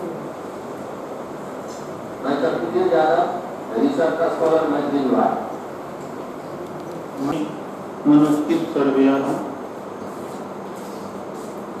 मैं दौलत कुमार चौहान भारतपुर यूनिवर्सिटी से दर्शन सा विभाग। मैं सचिन कुमार हिंदी शोधार्थी। मैं नवीन कुमार बीएड सेशन 2017। मैं सिद्धू कुमार इसी सेंट्रल लाइब्रेरी में कैटलॉगर पोस्ट पर हूँ और इस वर्कशॉप कार्यशाला का कोषाध्यक्ष हूँ। मैं दिलीप कुमार, मैं 13-15 का सेशन फिजिक्स का स्टूडेंट रह चुका हूँ। अभी मैं बीएड में 16-18 का स्टूडेंट हूँ। सर मैं सोनल सिंह हिंदी विभाग में रिसर्च स्कॉलर हूँ और शोध जैविक तथा शोध अध्येता भी हूँ। student as a participant. Shobha Kumari, bishop scholar, मैत्री डिपार्टमेंट।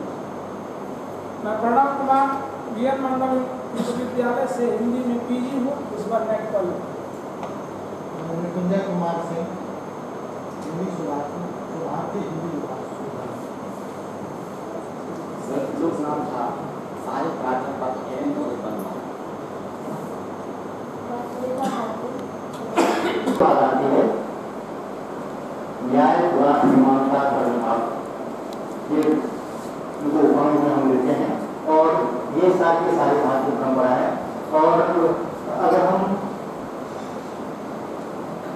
मंडूक उपनिषद को देखें तो मंडूक उपनिषद के हिसाब से जो हमारी विद्या है उसको उन्होंने दो पार्ट में डिवाइड किया है, परा विद्या और अपरा विद्या। जो अपरा विद्या के अंदर में है ये सारी के सारी हमारी ज्ञान परंपरा आती है। परा विद्या ऐसे लोगों के ज्ञान को जिनकी ज्ञान ईश्वर प्रदत्त थी उनको हम उसमें कंसिडर करते हैं। रविदास, कबीरदास, रहीम, इन सब की जो विद्याएं थी ये परा विद्या में हम ले सकते हैं। अपरा विद्या में वेद, वेदांत,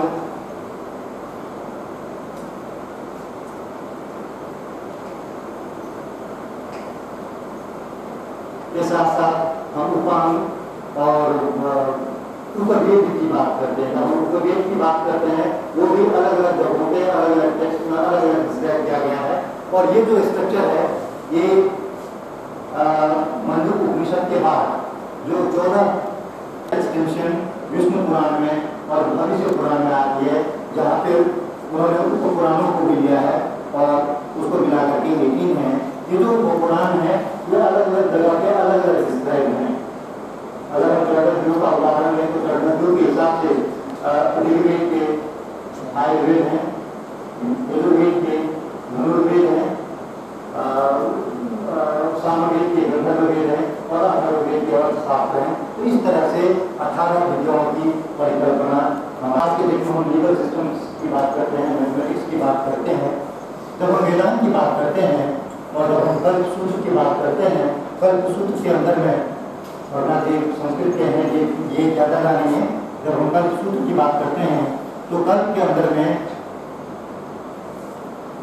4 सूत्र की बात आती है। श्रौत सूत्र, धर्म सूत्र, गृह सूत्र और सूर्य सूत्र। और जो हमारी मैथमेटिक्स और जो ट्रिग्नोमेट्री की और ज्योमेट्री की जो इनिशिएशन है वो सूर्य सूत्र से आती है। ये इशारा के निर्माण कैसे हो और यहीं से मैथमेटिक्स का प्रारंभ हुआ है। केवल नंबरिंग सिस्टम, न्यूमेरिकल नंबरिंग जो हम बोलते हैं 1 to 10 और उसके मल्टीप्लिकेशन ये कुछ वेद ग्रंथों में है, वेद वहाँ से हम ले सकते हैं। लेकिन मैथमेटिक्स का एक्चुअल उपयोग जो है वो सूर्य सूत्र से शुरू हुई है। अब ये हमारी पूरी परंपरा ओरल ट्रेडिशन थी। वाचिक परंपरा में ये सारी ट्रेडिशन आई। जो टेक्स्ट का इनिशियल जो डिसाइफर्ड टेक्स्ट है हमारे पास वो अशोक के इंस्क्रिप्शन से आ रहा है।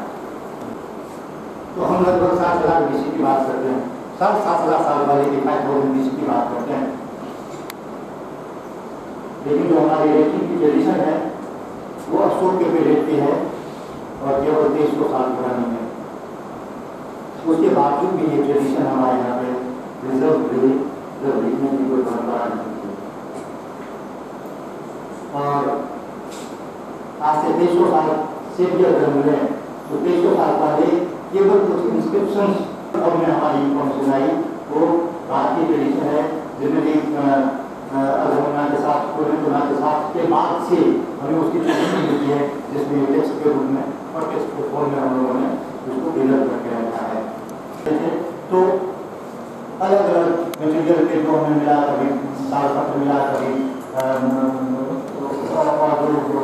अलग अलग कोर्सेज मिले, उसके ऊपर में इनिशियली तो मेरे साथ होता है ताम्रपत्र से लोगों ने शुरू किया था, बट धीरे धीरे पादमी पेपर में और फिर पेपर्स आए और फिर साधन फैक्ट्री में पेपर्स आए जिसके ऊपर में हमारे सारे के सारे मैसेज हैं। और लिस्ट अगर हम मैनस्क्रिप्ट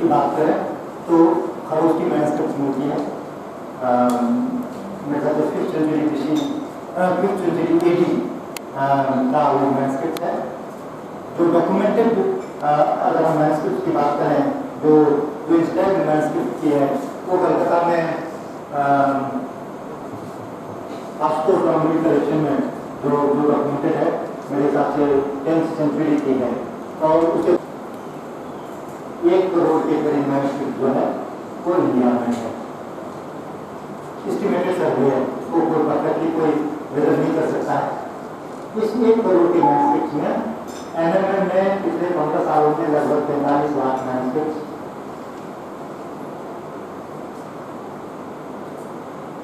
डॉक्यूमेंट किया है। लिस्ट इसके लिस्ट अभी तक हम लोगों ने बना पाया नहीं। ये मेरा आइडिया है, लेकिन जिस तरह से टीके सिंह जी ने आप लोगों को समझाया, मुझे लगता है कि मैं उतनी अच्छी तरह से नहीं समझा पाऊंगा, है, लेकिन मैं फिर भी उसको थोड़ा सा संक्षेप में बताऊंगा। अभी तक मैंने लगभग 3 लाख के करीब मैनुस्क्रिप्ट को डिजिटाइज किया है, और ये अभी जब हम इसको डिजिटाइज करके एक्सेसिबल करेंगे तो इसमें इस चीज को कैसे रेस्ट्रिक्ट करें कि लोग इसका मिसयूज नहीं करेंगे। मकसद ये कोई भी इंस्टीट्यूशन ये चाहती है, उसका मेडिकल है, लोग उसको मिसयूज नहीं कर सकें। भारत सरकार का मिशन है, इसका मतलब वो नहीं है कि मैनुस्क्रिप्ट को मिसयूज को आगे बढ़ने दें, उसको हमारे लिए मकसद है कि जो हमारी ज्ञान परंपरा की चीजें हैं उसको हम जितना जल्दी और जितनी अच्छी तरीके से सुरक्षित कर सकते हो करें। तो ये जो 3 लाख मैनुस्क्रिप्ट है, ये ऊपर रहेगी, आप उसके ऊपर मिस्टर कर सकते हैं, लेकिन आपने सोचा है कि 50 साल के बाद आपने अपने बात जनरेशन के लिए क्या छोड़ दिया है। मोबाइल में डाटा भर जाती है, हम एक ही बार में डिलीट मार करके मैक्सिमम डाटा को डिलीट कर देते हैं। हम ये सोचते नहीं कि नेक्स्ट जनरेशन के लिए हमें क्या रखनी है, नहीं रखनी। और हमारे पास अब ये भी ऑप्शन नहीं है कि हम एनालॉग प्लेटफॉर्म देते हैं, क्योंकि डिजिटल टेक्नोलॉजी हमारी रोजमर्रा के कारण, दिनचर्या के कारण जिस तरह से घुस गई है, हम उसे हमें छुटकारा नहीं मिल सकती है। रिकॉर्डिंग होती है, उसको कैसे ऑथेंटिकेट करें, हम किसी एक ऐसे रिपोजिटरी में रहते हैं जहाँ पर कोई बता सकेगा। जब भी किसी के बारे में कोई डीवीडी निकलती है, कोई वीडियो निकलती है, इमीडिएटली आते हैं ये तो फेक वीडियो है। नेक्स्ट डे टीवी चैनल पर रहेगा कि ये फेक वीडियो है, कौन ऑथेंटिकेट करेगा? लेकिन पुलिस डिपार्टमेंट के लिए तो ये पर्टिकुलर यूज है, लेकिन ये हमारे लिए भी ये बहुत जरूरी है कि हम जो भी डाटा बना के रखते हैं वो डाटा किस तरह से ऑथेंटिक हो, किस तरह से सिक्योर हो। दूसरी चीज है, और इसके लिए जो इंडियन एविडेंस एक्ट है, हमारे 2 एक्ट हैं जो इसको डिजिटल डेटा है, 2 एक्ट इसको गाइड करते हैं। एविडेंस एक्ट है हमारी 1896 की, जो रिसेंटली डिवाइड हुई है,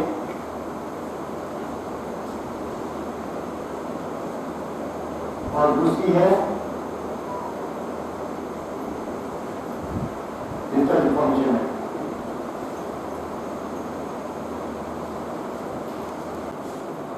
डिजिटल डाटा के लॉस होने के जो अभी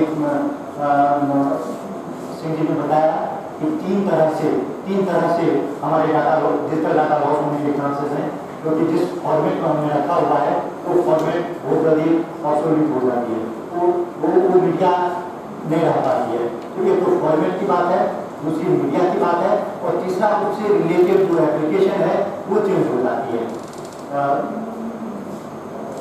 CDIS एप्लीकेशन की उन्होंने बात की थी कि वो एप्लीकेशन आज की डेट में नहीं चलता है, क्योंकि वो जिस प्लेटफॉर्म पे बनी थी वो डॉस प्लेटफॉर्म थी। MS डॉस प्लेटफॉर्म उस टाइम में होता था, माइक्रोसॉफ्ट डॉस प्लेटफॉर्म, उस पर वो बनी थी। बाद में उसको कुछ लोगों ने विंडोज प्लेटफॉर्म पे माइग्रेट करने की भी कोशिश की, लेकिन वो बहुत सक्सेसफुल नहीं हुई। जब हम वर्ड फाइल बनाते हैं तो माइक्रोसॉफ्ट के फॉर्मेट में सेव होती है, एक्सेल फाइल बनाते हैं तो माइक्रोसॉफ्ट के फॉर्मेट में सेव होती है। कल अगर माइक्रोसॉफ्ट ने अपना एप्लीकेशन सीज कर लिया तो उस डाटा को हम कैसे रिट्रीव करें? तो हम जो कुछ भी बनाए, अपना डाटा क्रिएट करें, वो ओपन प्लेटफॉर्म में बनाए, और इसीलिए डिजिटल ट्रस्टेड डिजिटल आर्काइव का एक वो डाटा किसी भी प्रोप्राइटरी आइटम का नहीं होगा, प्रोप्राइटरी एप्लीकेशन का नहीं होगा। कोई भी एप्लीकेशन जो थर्ड पार्टी एप्लीकेशन जो है वो उसमें यूज नहीं होगा, सारे के सारे डाटा भी ओपन प्लेटफॉर्म पे होगा, उसकी जो मेटा डाटा होगी वो भी ओपन प्लेटफॉर्म पे होगी। तो इससे ये होगा कि कोई भी इंस्टीट्यूशन या कोई भी अपनी कंपनी अगर अपनी एप्लीकेशन बंद करती है उसे इसके डाटा रिट्रीव करने में कोई प्रॉब्लम नहीं होगी। लेकिन कुछ नया निकाल के और ये तब तक नहीं हो पाएगा जब तक कि हम सेगमेंटेड मैन्युस्क्रिप्ट्स के ऊपर में काम करते रहते हैं, जब तक कि हम सेलेक्टेड मैन्युस्क्रिप्ट्स के ऊपर में काम करते रहते हैं, जब तक कि हम उनको इन टोटलिटी नहीं देखेंगे तब तक मैन्युस्क्रिप्ट्स के ऊपर में काम करने से कोई बहुत बड़ा फायदा नहीं होगा, यह हमें सोचना पड़ेगा। लेकिन मैन्युस्क्रिप्ट्स के ऊपर में हमने कमेंट्री बना ली, हमने उसके ऊपर में मैन्युस्क्रिप्ट्स बना ली, हमने रिसर्च कर लिया, ठीक है, उस रिसर्च को वैल्यू कौन करेगा? के हिसाब से जो स्पीड ऑफ लाइट है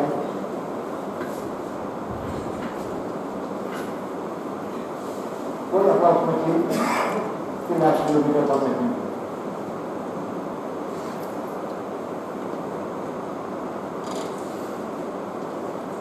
और ये साइंटिफिकली आज के डेट में प्रूव है और ये बाहर के विद्वान ने बताया। अगर वो 13वीं सेंचुरी में वो अगर इस तरह से लिखते हैं, इसी तरह से एक और मैं एग्जाम्पल दूंगा। मैं ग्रेजुएशन के ऊपर नहीं काम कर रहा था, वहाँ पे हर एक 12 साल के बाद विषयों होती है और उस विषयों में बेसिकली जो विषयों का रिचुअल है वो 8-10 दिनों तक चलता है और उस पीरियड में पूरी के पूरे मंदिर को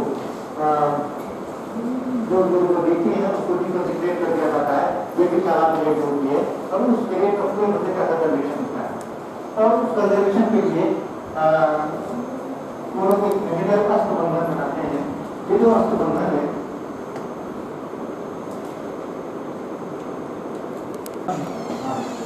उनको बता सकते हैं कि आपके बाजू में है, उसको सरकार डॉक्यूमेंट कर सकती है, उसको सरकार कंजर्व कर सकती है, उसको सरकार डिजिटाइज करके आपका ओरिजिनल को संरक्षित करके और एक डिजिटाइज कॉपी के साथ दे सकती है, बशर्ते सरकार के पास ही उसकी डिजिटाइज कॉपी है। वो इस तरह से आपके पास वापस आएगी, वो इस तरह से संरक्षित होकर पाएगी कि अगले 50 साल अगर आप उसको ठीक से रखेंगे तो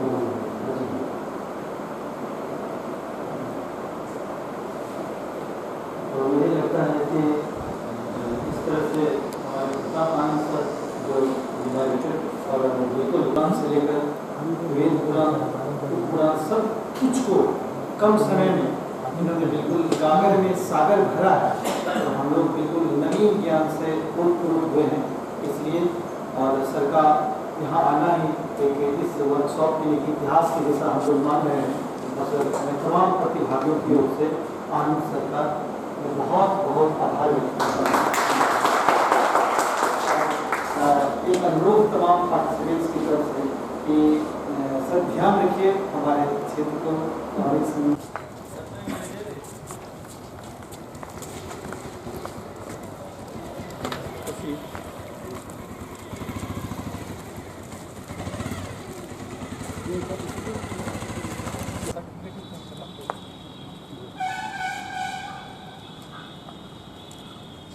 पार्टिसिपेंट्स के नाम अच्छा ये भरना वो तो भरना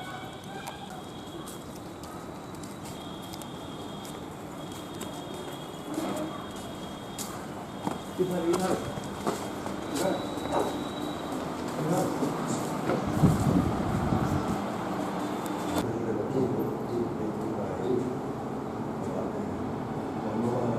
तो बीट का वो भी एक नई और प्रोजेक्ट पे काम करता हूँ भारत संस्कृति मंत्रालय की तरफ से रेडियो थेरेपीज के ऊपर में हमने एक पोर्टल बनाया प्रोसेस है उसके बाद भी दे सकते हैं क्या किस तरह की पढ़ाई कर रहे हैं, क्या कर रहे हैं, इतना तो हम लोगों को नहीं है।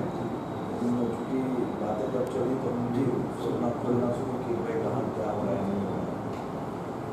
और इस मंदिर का मैं अभी आ रहा था रास्ते में, मुझे लगा इसका आर्किटेक्चर भी थोड़ा सा यूनिक आर्किटेक्चर है, मतलब से पाल डायनेस्टी से शायद इन्फ्लुएंस है। मैंने पाल डायनेस्टी के पहले की लोग कल बतला रहे थे कि वहाँ पर एक रोड का नाम पर इंस्क्रिप्शन भी है। तो हम लोग गए तो देखे तो वहाँ नहीं, कहाँ कुछ है, कहीं लिखी हुई, कहीं लिखी हुई है। जी सर, तो श्रीनगर गए थे, नहीं उधर नहीं, इधर मंदिर मंदिर में भी कहा है दक्षिण तरफ का जो गेट है उस पर कुछ लिखा है। ये गेट तो जो बना है, मंदिर बहुत पुरानी नहीं है, ऐसा नहीं है कि मंदिर जो है